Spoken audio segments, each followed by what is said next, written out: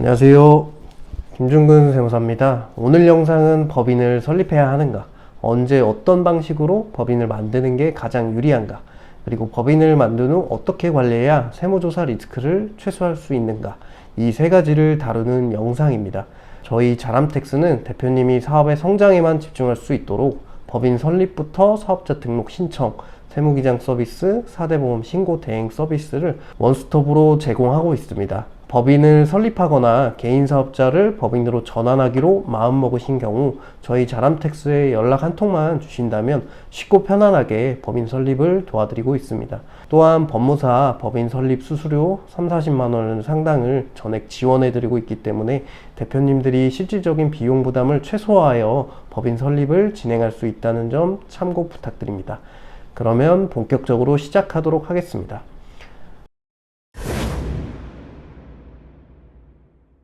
사업이 성장하면 누구나 한 번쯤은 이런 질문을 던지십니다. 세무사님, 법인을 꼭 해야 하나요? 제 매출 규모나 업종이면 법인이 맞을까요? 법인 전환은 언제 하는 게 가장 좋나요? 지금 매출이면 법인으로 전환할 시기인가요? 이 질문에 정확히 답하기 위해서는 다음 세 가지를 먼저 체크할 필요성이 있습니다. 먼저 매출 규모를 확인해야 합니다. 매출 구간에 따라 유불리가 갈릴 수 있습니다. 대표적으로 매출 3억, 5억, 10억 구간에 따라 유불리가 달라질 수 있습니다. 특히 성실신고 대상 개인 사업자를 운영하시는 분들은 법인 전환을 검토하는 것이 절세 측면에선 유리할 수 있습니다. 순이익률 또한 마찬가지입니다. 법인세와 종합소득세 절세 효과는 순이익에서 갈립니다. 순이익이 억대라면 법인세 부담이 적기 때문에 법인 전환이 더욱 유리하다고 볼 수 있습니다. 그리고 사업 확장 계획을 어느 정도 갖고 있느냐, 인력 채용, 대출, 투자, 유치, 프랜차이즈 등 확장 가능성을 모두 검토해서 투자를 받아 확장할 계획이 있다면 주식을 발행할 수 있는 법인이 절대적으로 유리합니다. 이러한 사항들을 종합적으로 검토하여 최초 설립 단계부터 법인 설립을 할 것인지, 법인으로 전환할 시기를 세무 전문가와 상의하여 결정하는 것이 좋습니다. 법인 전환이나 법인 설립에 궁금하신 사항이 있다면 댓글이나 저희 자람텍스에 문의 주셔도 좋습니다. 그렇다면 법인 사업자의 장점은 무엇일까요?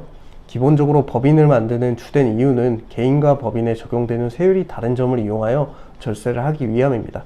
소득에 따라 개인이 내야 하는 소득세는 6%부터 45% 누진세율입니다만 법인에 부과되는 법인세는 10%부터 24% 누진세율입니다. 동일한 소득이 발생한다면 상대적으로 개인보다는 법인이 유리하며 특히 연매출이 크고 소득률이 높은 고소득 업종일수록 법인 사업자가 세부담 측면에서는 유리합니다. 매출 5억 원에 필요경비 2억 원이 발생하였을 때 법인의 경우 대표자급여로 1억 원을 지급하였다면 납부하여야 할 종합소득세와 법인세 그리고 국민연금 건강보험료에 대해 예를 들어 보겠습니다.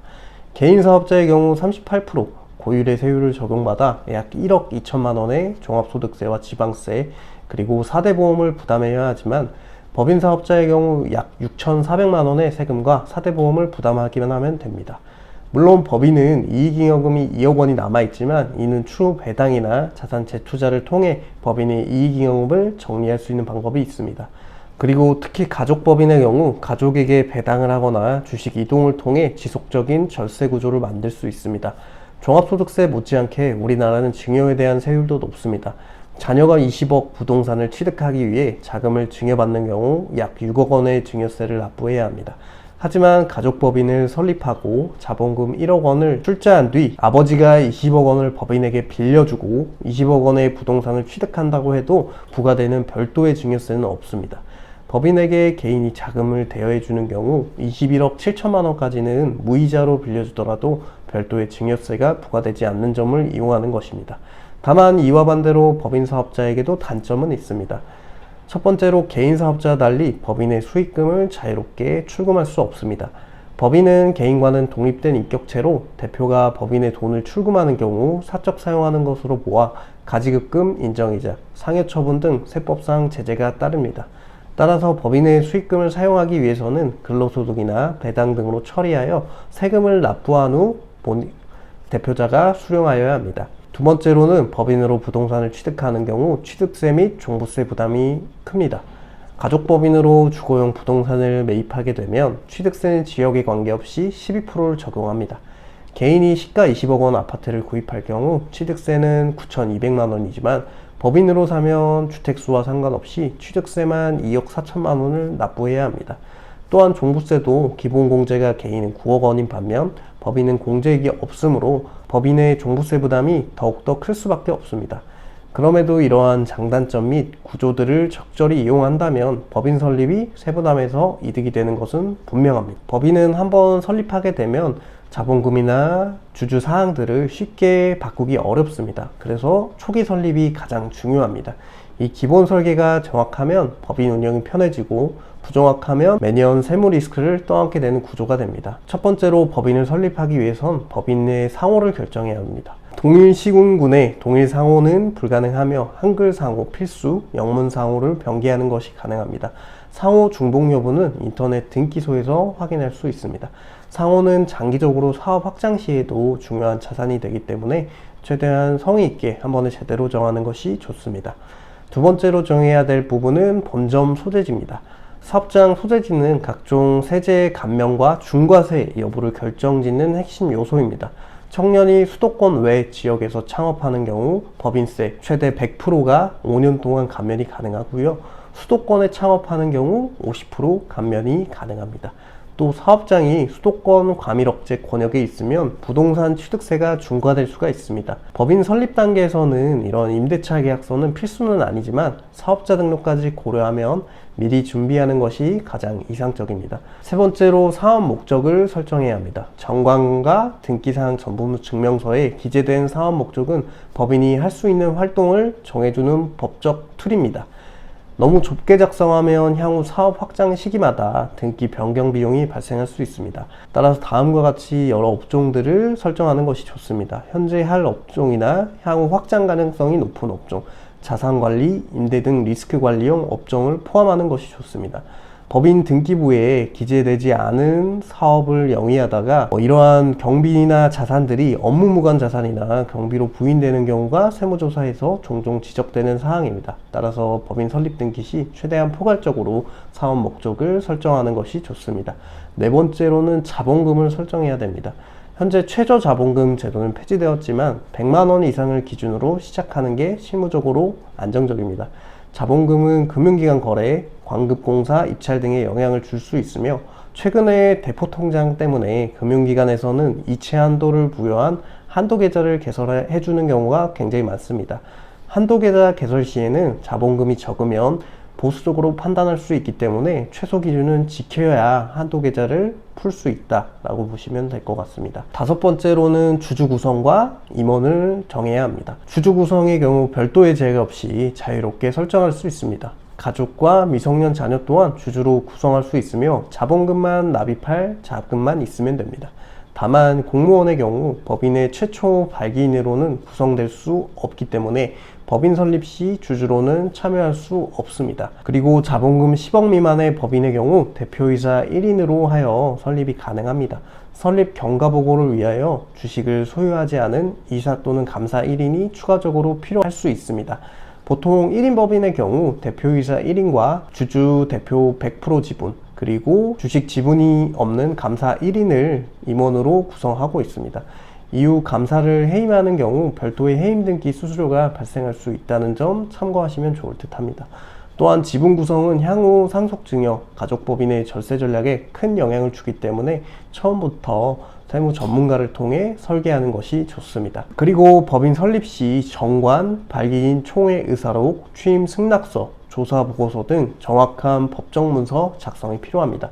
자남택스 제휴 법무기관은 전자등기 방식으로 진행되기 때문에 공인인증서만 있으면 대부분의 절차를 온라인으로 신속하게 처리하고 있습니다. 이에 따라 대표님은 복잡한 서류 준비 없이 상호, 본점, 자본금, 임원, 사업 목적만 결정해 주시면 됩니다. 법인은 설립 등기일 기준 20일 이내에 사업자 등록을 신청해야 합니다. 지연할 경우 미등록 가산세가 부과되며 매입세액이 공제되지 않아 부가세 환급이 불가능합니다. 특히 요새는 공유오피스를 사업장으로 하여 사업자 등록을 신청하시는 분들이 많기 때문에 공유오피스의 경우 국세청에서 실제 사업을 영위할 수 있는 사업장인지 확인하는 경우가 많습니다. 따라서 사업자 등록 신청 역시 전문가에게 맡기는 것이 좋으며 저희 자람택스에서는 법인 설립 등기 즉시 사업자 등록 신청을 진행하여 당일 또는 다음날 사업자 등록증을 받아보실 수 있습니다. 많은 대표님들이 매출도 얼마 안 되는데 장부를 꼭 맡겨야 하나, 프로그램 설치해서 내가 직접 법인 장부를 만들면 되지 않을까 이렇게 말씀하시는데요. 법인에 대해서만큼은 조심하셔야 합니다. 법인은 매출이 없어도 매년 법인세 신고 의무가 있습니다. 장부가 없으면 법인세 신고 자체가 불가능합니다. 그리고 잘못된 장부 작성은 다음과 같은 문제를 일으킬 수 있습니다. 적자임에도 이를 장부를 작성하지 않고 법인세를 무신고한다면 이러한 2월 결손금이 다음 연도에 2월되지 않습니다. 비용을 누락하는 경우 법인세를 과다 납부하는 경우도 있고요. 매출이 있음에도 법인세를 신고하지 않은 경우 세무서에서 이를 무신고 결정을 하게 되는데 이 무신고 결정 시 법인의 소득이 대표자 근로소득으로 이중과세되는 문제가 발생합니다. 회계 프로그램의 경우 관련된 기초지식이 있는 경우 사용하는 것을 추천드립니다만 세무 관련 기초지식 없이 법인을 처음 설립하여 세금 신고를 진행해야 한다면 전문가의 도움을 받는 것을 강력히 추천드립니다. 저희 자람택스는 다음과 같은 법인 기장 업무를 제공합니다. 매출, 매입, 급여 등 회계장부를 작성하고 부가세, 원천세, 법인세, 지방소득세 신고를 대행하고 있으며 급여 그리고 사대보험, 취득, 상실 관리를 대행하고 있습니다. 특히 법인은 초기부터 통장 및 자금 흐름, 증빙자료, 대표자의 가지급금 가수금 문제가 발생할 수 있기 때문에 이를 관리해 줄 수 있어야 추후 세무조사 대응에 영향을 줄 수 있습니다. 이 부분이 저희 자람택스의 가장 큰 차별점이라고 할 수 있습니다. 법인을 설립하는 주된 이유 중에 하나는 세금 절세가 가능하기 때문입니다.